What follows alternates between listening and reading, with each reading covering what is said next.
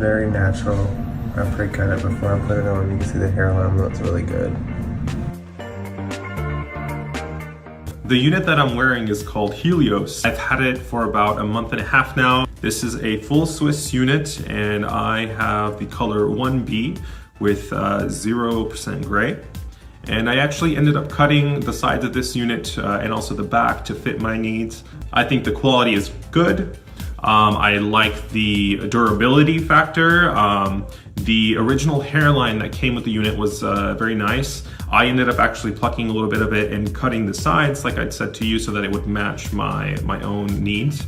The hair in the unit is very soft and it flows well in all different directions.